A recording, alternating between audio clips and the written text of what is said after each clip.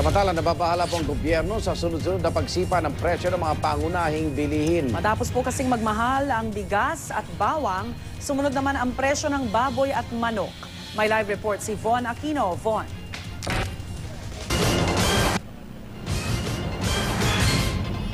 Yes, Igan Reyes, sunod-sunod na nga ang pagtaas ng presyo ng mga pangunahing bilihin. Kaya naman ang gobyerno ay nababahala na. Sabay bigay babala sa mga nananamantalang negosyante.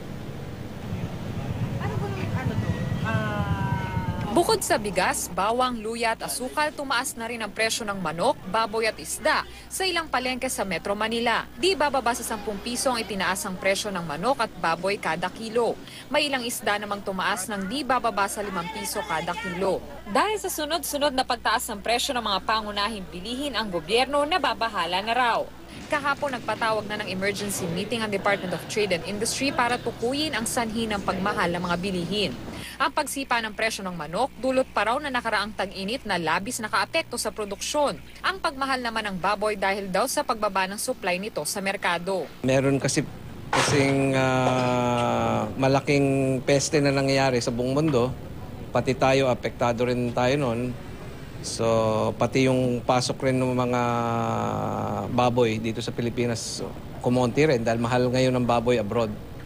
Suspetsya naman ng Department of Agriculture. Posibleng kartel ang nasa likod ng pagmamanipula sa presyo ng bawang at luya. Ang kartel ay ang pagsasabwatan ng mga negosyante para dayain ang presyo ng isang produkto.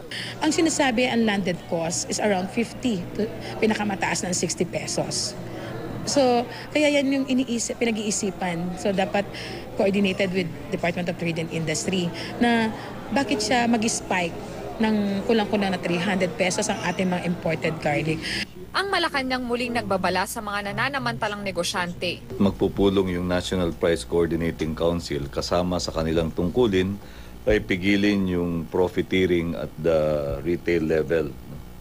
At merong mga kaukulang penalties para dyan, including pagkakulong.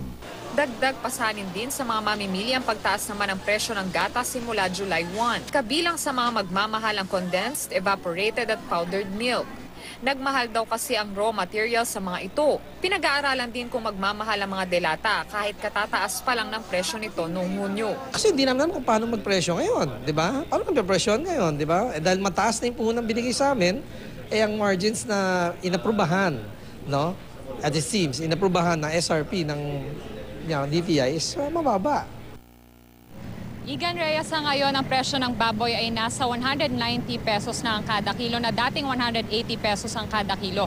Ang manok naman nasa 140 pesos ang kada kilo na dating nasa 120 pesos ang kada kilo. Ayon doon sa mga nakausap nating mamimili, ay ayos pa naman daw sa kanila ang ganitong pagtaas ng presyo dahil pasok pa raw sa kanilang budget. Igan, Rhea? Maraming salamat, Von Aquino.